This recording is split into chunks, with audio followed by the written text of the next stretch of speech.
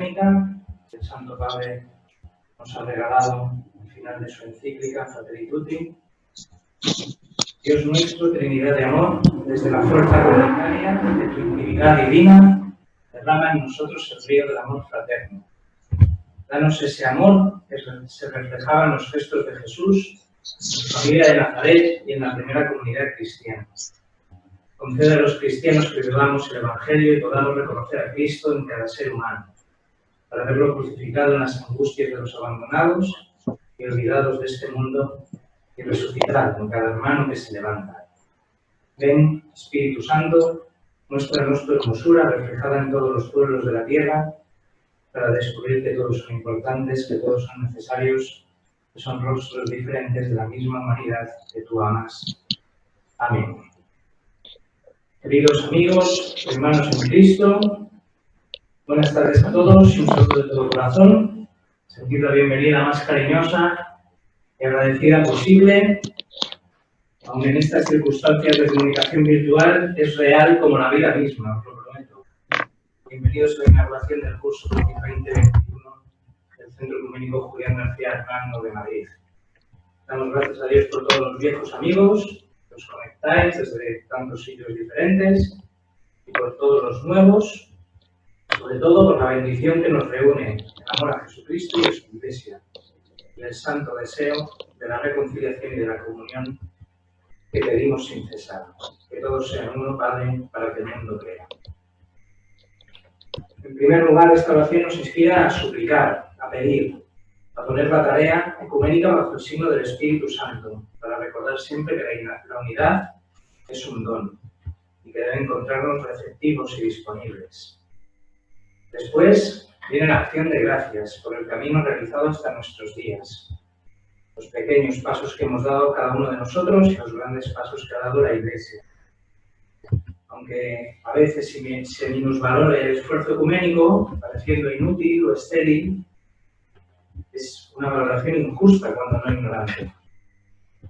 Es verdad que todos conocemos momentos y etapas más brillantes y más discretas, pero los pasos existen, están ahí, se pueden identificar, y nosotros no podemos caer en la tentación de despreciar las bendiciones que Dios nos ha dado. También nuestro curso es una acción de gracias por tantos testigos y tantas experiencias. Y después viene la esperanza, la virtud fuerte, que obliga a la fe a ver cuando hay nubes y a la caridad a moverse cuando está cansada, como diría Pelín. El lema de nuestro curso 2020-2021 tiene que ver con esta esperanza grande. Dice así: la unidad viene en el camino. Es una idea de nuestro Papa Francisco que él desarrolla un poco más. Dice el Papa: la unidad no vendrá como un milagro al final, la unidad viene en el camino, la construye el Espíritu Santo en el camino. Es verdad que vivimos una situación difícil, que impregna todo de miedo, de pesimismo, que nos paraliza incluso, y por eso más que nunca necesitamos ponernos en camino y seguir esperanzados. Seguimos dando pasos hacia la unidad. En estos tiempos más que nunca, en los que no sabemos qué nos deparará el futuro, que podremos encontrar en la peregrinación, nos planteamos este curso con apertura, para ayudarnos a estar atentos a la obra de la salvación que nuestro Dios vivo va realizando. Después de la súplica, después de la acción de gracias y después de la esperanza, que no se nos olvide que toca nuestra tarea, nos toca responder. Caminar es trabajoso y a veces los pasos no se dan tan espontáneamente, pero la llamada del Señor sigue resonando y con su gracia se puede continuar la marcha. Comenzamos hoy un curso apasionante, incierto, pero apasionante, y queremos que sea nuestra respuesta al don del Señor. Va a ser una respuesta un poco innovadora, ya veis, también nos sorprende y nos descoloca un poco a nosotros, que estamos acostumbrados a ofrecer unas sesiones del Centro Ecuménico de una manera presencial, más hogareña, más maternal, incluso diría yo, pero la realidad se impone y hemos querido hacer de la necesidad virtud y seguir ofreciendo la actividad del centro en esta modalidad online. Es verdad que es una decisión compleja que nos ha obligado a invertir recursos y tiempos necesarios para hacerlo posible todo. Y a este respecto yo quiero dar gracias personalmente a Cristín Monsalve y al equipo de las misioneras de la unidad por el compromiso. Pero yo creo que es una decisión que promete fecundidad. El contacto con muchos amigos de toda España, de Latinoamérica, nuevos amigos a los que la misión del centro pueda alcanzar y tanto más. Ojalá todo lo que hagamos durante el curso que hoy se inaugura esté a la altura de la respuesta que queremos dar al Señor, agradecidos por todo el bien que nos hace. Ojalá nos una todo más, ojalá nos lleve todo a Él. Sin más, presento con mucho gusto la primera lección, esta lección inauguralis, que viene de la mano de nuestro querido amigo el Padre Pedro Landa. Para muchos apenas necesita presentación y para otros, espero, que hoy sea un grato descubrimiento. Pedro Landa es sacerdote agustino, licenciado en Teología por la Pontificia de Comillas y doctor en Teología y Ciencia Patrística por el Agustinianum de Roma. Su misión docente la ha llevado por Roma, Madrid, Salamanca y tantos otros sitios durante casi 40 años, especialmente centrado sus intereses en los ámbitos de la teología de Agustín, de la patrística y del ecumenismo. Ha publicado una decena de libros y cientos de artículos de investigación en el currículum es interminable. Esta es simplemente una de las publicaciones recientes, Apóstoles de la Unidad, del año 2015, donde presenta un elenco de las principales figuras del ecumenismo contemporáneo. Y además podemos aprovecharnos de su pensamiento en numerosas revistas de divulgación, eclesiales y culturales, y disfrutamos peculiarmente de sus reflexiones de ecumenista experto, yo al menos lo hago con mucho gusto, entre unidad, caridad y verdad en Internet. Hoy, como gran pórtico del año académico del Centro Ecuménico, gusta don Pedro en presentarnos la figura de Julián García Hernando, fundador de nuestro centro y el corazón natal del carisma que alimenta e impulsa esta misión ecuménica. Seguimos celebrando el centenario de su nacimiento y si antes del verano tuvimos la posibilidad de atender a dos conferencias que nos aproximaron ya a su experiencia y a su pensamiento, hoy cerramos el tríptico sobre don Julián con la ponencia del Padre Landa y al cerrar el tríptico abrimos las puertas del Centro Ecuménico de par en par para el curso 2020-2021. Tiene la palabra el Padre Pedro Landa, al que agradecemos mucho su generosidad.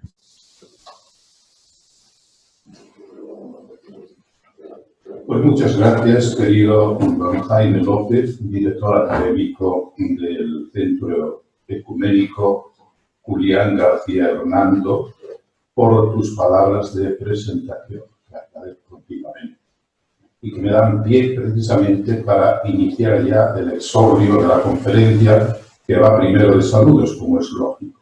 Queridas misioneras de la unidad, estimados alumnos del Centro Ecuménico Julián García Hernando, hermanos todos del mundo religioso interconfesional, amigos que seguís esta conferencia vía telemática. La pandemia, como decía hace un momento don Jaime, esa pandemia que padecemos no sabemos hasta cuándo, ha determinado que los organizadores del Centro Ecuménico Julián García Hernando elijan el procedimiento telemático vía conferencia para clausurar el centenario del nacimiento de don Julián García Hernando y a la vez para inaugurar el curso de formación bíblico-ecuménica 2020-2021. Me corresponde, pues, a mí afrontar ambos cometidos con don Julián García Hernando, mensajero y pionero del ecumenismo en España, conferencia que seguidamente me dispongo a pronunciar. Evocar a don Julián García Hernando en el centenario de su nacimiento resulta gratificante y oportuno. A mí me cupo la suerte de entrar en su vida cuando ya él tenía iniciados los 70. Mediaba entre ambos una distancia generacional, es cierto, pero siempre reinó amistad de comunión entre los dos. Unas veces por Bulgaria, Grecia y Turquía, otras en aguas helénicas del monte Athos, y el 11 de julio de 1981, en fin, dentro del Fanar, junto a Dimitrios I, y a su entonces joven secretario y hoy patriarca Bartolomé I. Me pidió ayuda en 1984 para poner en marcha Pastoral Ecuménica, revista cuyas páginas conservan todavía el cálido aroma de su dirección. Y en 1990 me confió presidir en nombre del Centro Ecuménico una peregrinación a la Unión Soviética. Los encuentros interconfesionales e internacionales de religiosas llegaron enfilando ya el 20 la recta final. En Tebas, por ejemplo, pude trabajar en el año 2000 con un amigo metropolita Emiliano Stymiadis y conocer de cerca también al que hoy es arzobispo mayor de Atenas y toda Grecia, su beatitud Jerónimo II, que entonces era metropolita de Tebas y Levadea. Don Julián irradiaba sencillez y bondad, requisitos para llegar con alma y corazón al ecumenista. Mensajero y pionero del ecumenismo en España es, por tanto, título afectado por mí con gusto, por supuesto, por antojárseme objetivo. Otra cuestión será probarlo, porque no es el recuerdo ocasional de una fecha precisa lo que más importa, sino la pertinente añoranza de su presencia activa, de su cercano gesto, de su aplaciente mirada y, en resumen, de su gozosa dedicación a la unidad. Entre los ecumenistas que le fueron ganando simpatía y afecto con el paso de los años, es preciso citar a los colaboradores de la miscelánea al servicio de la unidad. Su dirección y coordinación me permiten a mí hoy asegurarlo. Todos fueron objeto de consulta previa para que él mismo pudiera elegir o sugerir nombres. Ello significaba poner en nuestras manos el cuaderno de bitácora para la travesía. Lucen Pierre Duprey, Eleuterio Fortino, José Sánchez Vaquero, Pierre Michalón, Emiliano Stymiadis, Sorminque, John Riel, Israel Batista, Gennadios Limuris, Metropolita Damasquinos, Etienne Moutagny, Juan Bosch, André Birmelé, Samuel Toledano y Emilio Galindo, entre otros. No están todos, ¿qué va? Pero los que digo pertenecen al retablo de sus preferencias. Corría 2004 cuando pasó una tarde por el centro el cardenal Walter Kasper, a quien don Julián tuvo la dicha de saludar con intensa emoción, evocando las palabras del Salmo 125. Dios ha estado grande con nosotros, decía él, con ese tono que él se gastaba. Y estamos alegres. Se explica que en 2008, conocida la triste noticia de su muerte, su eminencia Kasper hiciese llegar al centro esta sentida condolencia.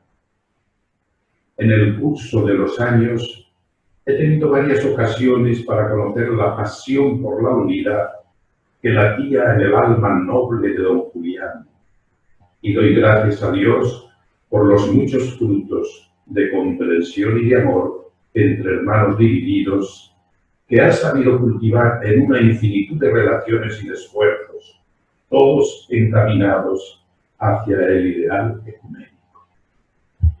Otro filón admirable son sus definiciones, a veces con adornos lingüísticos de singular belleza. Dejó muchas, sin duda, de palabra y por escrito, que no en vano le daba igual la pluma que el micrófono. De ahí que a quien se lo proponga no le resulte difícil agavillar un buen manojo en los editoriales de Pastoral Ecuménica que son, por cierto, pródigos al respecto. Antes de pegar puerta al argumento, considero útil recordar que dedicó a los seminaristas las primicias de su apostolado sacerdotal, bien como rector en el seminario de Segovia, o de profesor en el de Toledo y en la Facultad de Teología del Norte de España, con sede en Burgos. Le tiraba del alma citar al cardenal Mercier: para unirse hay que amarse, para amarse hay que conocerse, para conocerse hay que encontrarse, para encontrarse hay que buscarse. Otras veces también citaba este pensamiento de la Asamblea de Lund en Suecia: debemos hacer juntos todo aquello a lo que la propia conciencia no nos obligue a hacer por separado. Sensible al ecumenismo, participó en las asambleas de Uppsala, Nairobi, Vancouver y Canberra del Consejo Ecuménico de las Iglesias, y también en la Conferencia de Basilea de 1989, organizada por la QEQE y el CE, así como la que tuvo lugar el año 1991 en Santiago de Compostela. Sería imperdonable por mi parte omitir su apostolado epistolar, especialmente con las religiosas, desde los encuentros interconfesionales e internacionales abiertos en 1970 junto al metropolita Emiliano Stymiadis, hasta las cartas a las religiosas de clausura que desde la atalaya de la Comisión Episcopal de Relaciones Interconfesionales dirigió de cuando en cuando para alertarlas sobre el problema relativo al Utunum Sint e interesarlas por la oración y la promoción del ecumenismo espiritual. Tal vez sus misioneras de la unidad guarden ese precioso material. De proponérselo, lograrían con él un buen libro. Cabría señalar también las cartas a delegados y consultores del secretariado. Por ejemplo, esta del 12 de marzo de 1999. Saludo y despedida, ya que después de llevar más de 2 años pidiendo mi jubilación, ha sido aceptada mi demanda. Llevaba ya 33 años en esta maravillosa tarea del quehacer eclesial, el ecumenismo. Cosas se han hecho, otras han quedado a medio hacer y otras apenas empezadas. El ecumenismo, sugiero que notéis bien estos detalles, es como un río que avanza, zigzagueante hacia su desembocadura. Y en la marcha hacia la misma hay momentos de pleamar y de bajamar. Pero tenemos la obligación de continuar en el empeño ecuménico hasta que el Señor nos conceda el don de la unidad amena. El 6 de marzo de 2000 le confiaba a don Alfonso Carrasco Rouco, entonces decano de la Facultad de Teología San Dámaso, lo siguiente: echo de menos en el calendario escolar de la Facultad de Teología San Dámaso la asignatura del ecumenismo, tan recomendada en el Directorio Ecuménico y particularmente en el documento del Pontificio Consejo para la Unidad de los Cristianos con el título La dimensión ecuménica en la formación de quienes trabajan en el ministerio pastoral. Bien sé que el plan de estudios de las facultades de teología y de los seminarios está muy recargado de asignaturas, pero teniendo en cuenta la imperiosa necesidad del diálogo ecuménico e interreligioso para la completa formación de los futuros sacerdotes, pienso que sería muy conveniente incluir la asignatura de ecumenismo X número de clases en el plan de estudios de esa facultad. El 20 de julio de 2003 se cumplía el centenario de la muerte de León XIII. La revista Eclesia llamó a mi puerta y yo accedí gustoso a su demanda. El caso es que don Julián, que en esto cortaba un pelo a 200 metros, se apresuró a que no acabara el año sin arrancarme antes alguna colaboración. Cercana ya pues la Navidad, le pido, me decía, que nos envíe para su publicación en el número próximo de Pastoral Ecuménica el texto de alguna de las conferencias que usted pronunció en esta casa con ocasión de la apertura de su año docente y a propósito del centenario de la muerte de León XIII. De sobra sabía él que yo no le podría defraudar.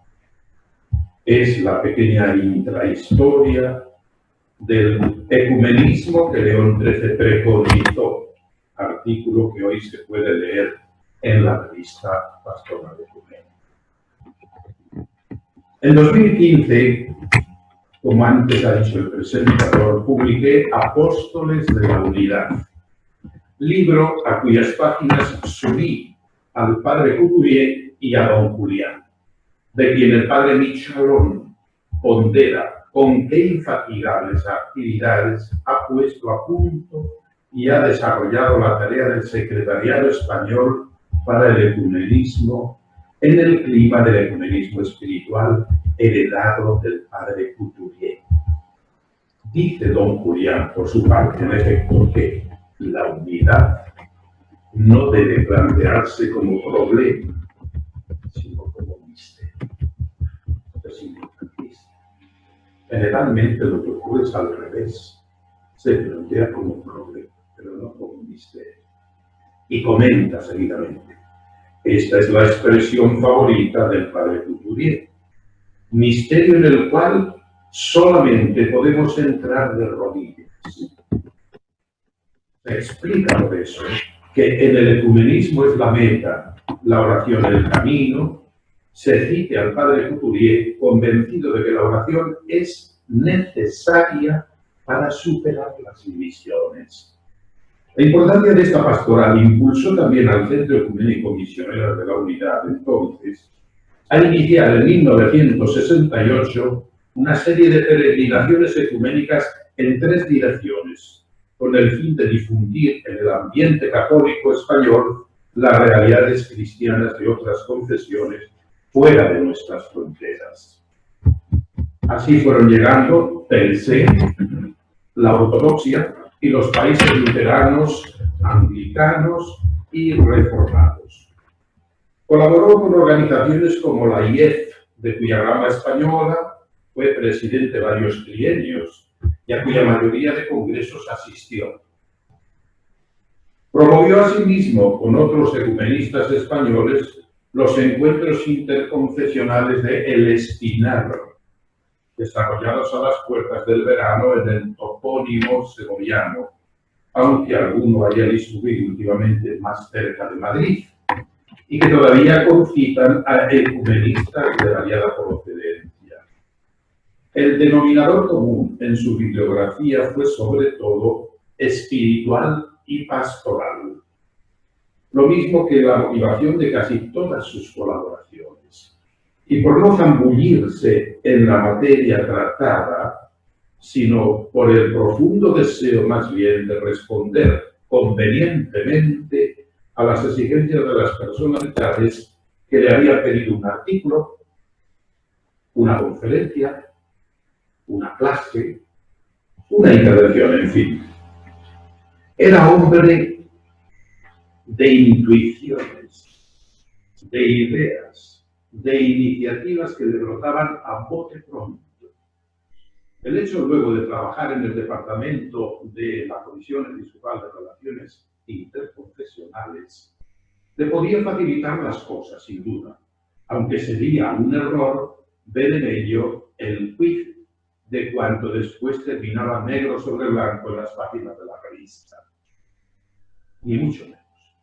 Don Julián disponía de otros medios para informarse a fondo de las cosas, o por lo menos para abrirse camino a horizontes, si cabe, más despejados y útiles al discernimiento, empezando por las amistades dentro del Pontificio Consejo en Roma. Fue siempre, la verdad, un hombre de cordiales relaciones, de amena conversación y de fino trato. Disfrutaba así de una tupida red de amigos, personalidades, la mayoría, más de fuera de España que nacionales. Recursos todos, en resumen, que, dada la circunstancia concreta, la que fuere, podían suministrarle la clave deseada, el rumbo preciso, la orientación a emprender, la pista a seguir. Pero en modo alguno, insisto, cabe extraer de ahí carencia de originalidad. Al contrario, salvaba siempre su opinión de la noticia. Se las ingeniaba luego él para recurrir a las aludidas fuentes y redactar por su cuenta lo que hoy podemos hallar impreso en la revista. En su puesto al cabo y para España, la verdad es que más que asesorarse, asesoraba, estimulando a tímidos y serenando a exaltados. Tiempos recios, tiempos difíciles, los del ecumenismo, titulaba su primer editorial de Pastoral Ecuménica en 1984. De vivir hoy, este hubiera sido probablemente el rótulo para definir la COVID-19 que padecemos. El ecumenismo, pese a todo, añadía, es gozosa realidad que ha logrado avances impresionantes. Basta dura la suya, pues, sin duda. Basta de los recios tiempos teresianos. Para afrontarlos, concluía él, contamos con la gracia de Dios, la exigencia de nuestra vocación totalmente consagrada a la causa de la unidad, la valiosa colaboración de los amigos del centro y la buena disposición de muchos cristianos. Vamos a verlo exactamente como editorialista de Pastoral Ecuménica. Contaba para este menester, como antes he dicho, con el providencial mirador de la Conferencia Episcopal. Salía del ecumenismo en las diócesis españolas y del paisaje a veces lunar de algunas delegaciones diocesanas. Y disponía sobre todo de San Juan Pablo II, que había empezado a alargar lo que no dejará de ser a la postre un estribillo de su pontificado, itinerante y viajero, amén de respetuoso y comprensivo con los exponentes de otras iglesias y religiones. San Pablo VI había bordado el llamado diálogo de la caridad. Pero el teológico, en cambio, hubo de fomentarlo San Juan Pablo II, quien con el correr de los años optó por denominarlo diálogo de la verdad. No solo ya diálogo teológico, sino también y sobre todo diálogo de la verdad. Desde el punto de vista ecuménico, el panorama internacional no era precisamente de color de rosa. Asaltaba la tentación de ofrecer cifras, sí, pero también nombres de diócesis con delegados diocesanos donde las cosas no funcionaban. ¿Y qué hacer? ¿Decir de esos difíciles tiempos que eran malos? En sus editoriales prefiere el pasaje de los claroscuros y de los contrastes para dejar flotando en el aire su denuncia. Notemos, en algunas diócesis en que el delegado de ecumenismo lo ha tomado con cariño, se han cosechado logros notables. En otras, el ecumenismo es un desconocido. No se le toma en consideración. No se le cree necesario. En todo el mundo en general y muy concretamente en España se constata que al ecumenismo se le otorga el último puesto en la pastoral de la Iglesia, siendo así que el Papa Juan Pablo II reiteradamente ha dicho que debe ocupar un lugar privilegiado en las tareas eclesiales. Ahora lo estamos viendo, por ejemplo, con el encuentro de Roma el otro día. Por lo que al ecumenismo se refiere, preferimos decir que son recios los tiempos que nos ha tocado en suerte, en lugar de motejarlos de malos. O sea, que no estaba por la labor de llamar mal. Es cierto que el movimiento ecuménico se halla en una fase difícil, pero también lo es que se trata de un movimiento irreversible. Si la preocupación ecuménica debe impregnar todos los ámbitos de la pastoral de la Iglesia y la formación ecuménica de los cristianos es parte integral de su vivencia de la fe, los fines que empujan a pastoral ecuménica para que cubra millas no son sino los derivados de esa singular pastoral dentro de la Iglesia. Por eso mismo, atender a esta necesidad y cumplir este ministerio es el propósito de nuestra revista. El campo es ancho, la tarea urgente. Y en medio, como queriendo dejar clara la vinculación entre el centro ecuménico y misioneras de la unidad, agrega este agudo inciso conclusivo. El centro ecuménico del Instituto Misioneras de la Unidad considera la revista como una prolongación de la formación ecuménica que desde hace años viene impartiendo a través de los cursos sobre ecumenismo, tanto hablados como por correspondencia, extendidos estos últimos por España e Iberoamérica. Veamos ahora qué semblanza de don Julián nos dejó su íntimo amigo, el metropolita Emiliano Stimianis. Esta semblanza duerme tranquila y feliz en las páginas 227 a la 235 de Al servicio de la unidad. La encuentro certera, cumplida, con rasgos de los dos, de don Julián y del mismo José Emilianos. Este pequeño hombre, dice entre otras cosas Monseñor Emilianos, artífice y cofundador de estos encuentros espirituales, expresándose siempre con su eterno acento español, ha logrado llamar la atención y ganarse la mutua simpatía y, sobre todo, la confianza y el cariño de todo nuestro grupo. Al filo de los encuentros, jamás alguna de las religiosas protestantes u ortodoxas ha tenido que observar o lamentar una inspiración católica. Es el Padre de todos nosotros, siempre acompañado de una decena de religiosos y religiosas españoles. Él colorea nuestros encuentros con el sabor de la piedad española. Esta expresión del metropolita. Pragmático, realista, visionario, pero con una admirable capacidad de adaptación, no tiene pereza para el avión o el tren para preparar los detalles del encuentro. Ha sabido superar todos los obstáculos.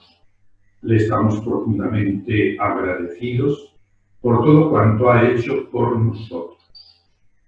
Tal es la personalidad de este pequeño hombre, pero gran ecumenista, que ha sacrificado su vida al servicio de la Iglesia y de Cristo, para que su oración, que todos sean uno, tenga cumplimiento en la eternidad de su reino.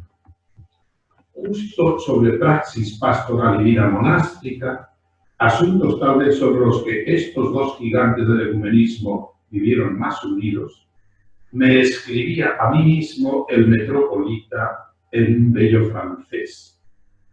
Las tesis, como usted dice, es indispensable en una vida. El hombre moderno rechaza restricciones, disciplina, restablece sus apetitos sensuales, sexuales, su egoísmo. De ahí que en las parroquias tengamos cristianos mediocres, tibios, débiles, enfermos. La cualidad monástica constituye el barómetro del nivel moral de una iglesia, sea de Oriente que de Occidente. Estoy escribiendo un estudio para Paconiana sobre la reforma aportada por San Basilio. Hay aquí un gran campo donde católicos y ortodoxos pueden trabajar juntos, porque se trata de una herencia común. Como herencia patrística común es, y perdóneseme la insistencia, el ecumenismo. De ahí su consejo al final. Yo era entonces profesor en Roma y en Madrid. Continúe usted con sus cursos en Madrid y Roma, alimentando a la nueva generación con un alimento tonificante, ascético y patrístico.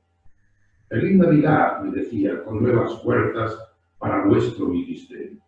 Tenemos necesidad de jóvenes, me había dicho poco antes, que puedan continuar este apostolado y diaconía para las dos iglesias.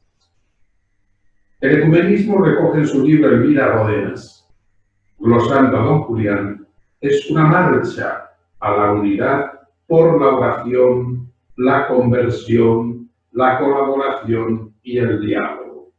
De cara a la visión, una definición en la que aparece el objetivo, la unidad plena. Los medios para llegar a ella, oración, conversión, colaboración y diálogo. Y por último, su finalidad, la misión, el testimonio de Jesús al mundo. Vengamos ahora a las misioneras de la unidad. Las misioneras de la unidad son su institución predilecta.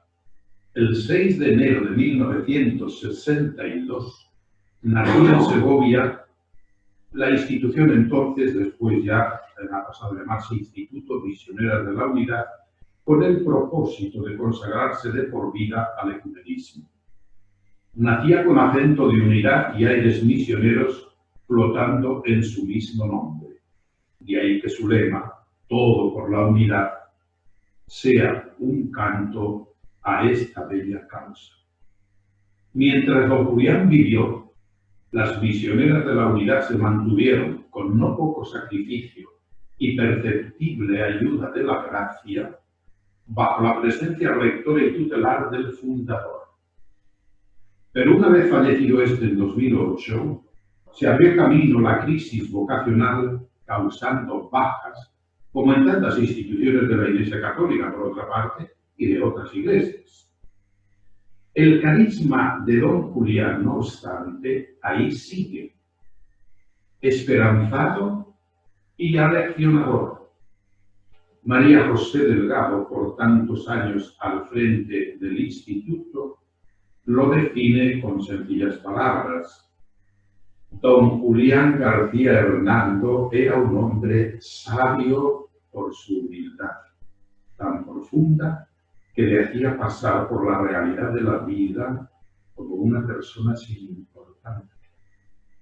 Era dialogante, de gran generosidad, continuo emprendedor en la búsqueda de los hermanos de otras confesiones cristianas, rompedor de prejuicios, entusiasta del Concilio Vaticano II, de considerable talla moral, un verdadero hombre de Dios, respetuoso con todos, sencillo y profundo.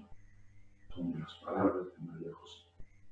Las misioneras de la unidad, de todos modos, tienen como reto antes sí, con anchuroso horizonte unionista y misionero, al rebufo de la Evangelii Gaudium del Papa Francisco, el expandirse, reavivando la memoria de don Julián, el cual, desde la Pascua eterna de la unidad, no cejará en el empeño, ni dejará tampoco de insistirle al Divino Maestro por ellas, sus misioneras, para que sigan cada día más esperanzadas en el Unum Sint de Jesús al Padre que no puede fallar.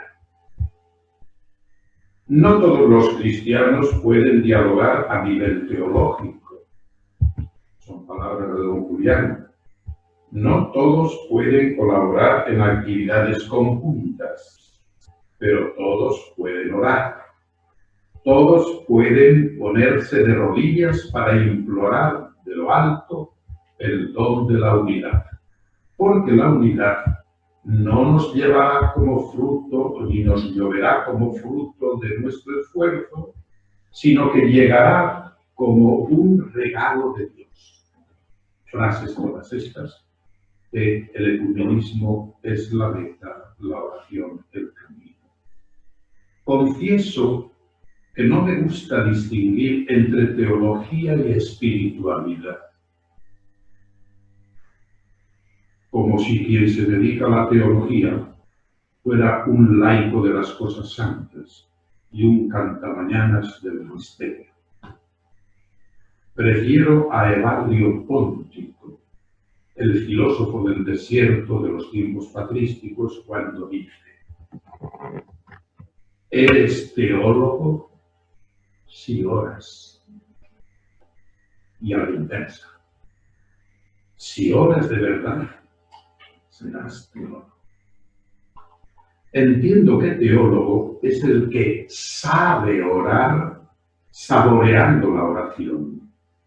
Y el mejor orante es el que sabe teología con un saber que proviene del verbo latino sapere, que significa saber, es decir, saborear, del que toma nombre el don de sabiduría. Estamos, en definitiva, empleando de modo excluyente y reductivo conceptos propios de las ciencias eclesiásticas, cuando debiera ser al contrario. El gigante y el humilde y el aplaciente y el apacible don Julián era, en verdad, un hombre carismático a quien Dios regaló el incomparable privilegio de sentir la unidad de la Iglesia en la entraña viva del alma para evangelizar ecuménicamente, es decir, echando por delante fraternidad, reconciliación, amistad, bendición sin barreras confesionales, sin condiciones que no fueran las del sentido común, las del utum simple. He ahí su gran lección, su carisma inconfundible, su legado perenne.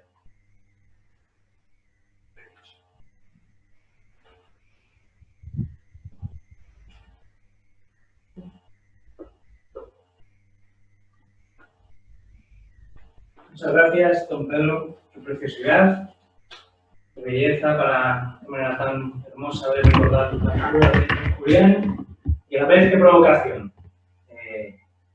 La interpelación siempre de las palabras del padre Pedro Langa nos ponen en camino, ¿verdad? Nos ponen en camino hacia, teniendo en cuenta esta misión y esta evangelización que estaba en el corazón de don Julián también, y que salvan pues nuestro esfuerzo de tenernos en nosotros mismos y de encerrarnos en nosotros mismos, en cambio estar al servicio de la Iglesia y de los hombres. Le damos muchas gracias al Padre por esta conferencia, por esta inauguración del curso y también muchas gracias por la asistencia nutrida. Tenemos un buen número un buen grupo de personas siguiendo la conferencia a través de los medios virtuales en España y fuera de España. Os damos a todos muchísimas gracias por haber prestado atención a esta apertura del curso y os emplazamos a siguientes sesiones, a la semana que viene, ya mismo, que empezaremos con el itinerario bíblico a cargo del padre Napoleón Fernández de la Universidad San Dámaso sobre la figura de Jesús como maestro. Ese será el itinerario bíblico, el primer estudio bíblico del trimestre. y con nuestro curso ecuménico e histórico, en el que iremos abordando desde el punto de vista del ecumenismo y de la teología distintas figuras, distintas experiencias y distintos desafíos que el movimiento ecuménico y que la Iglesia tiene por delante. Como siempre, pues contando con los amigos y con los hermanos en Cristo de todas las iglesias y comunidades eclesiales que forman parte de esta red de relaciones que tiene el Centro Ecuménico, y también contando con vuestra asistencia y con vuestra participación.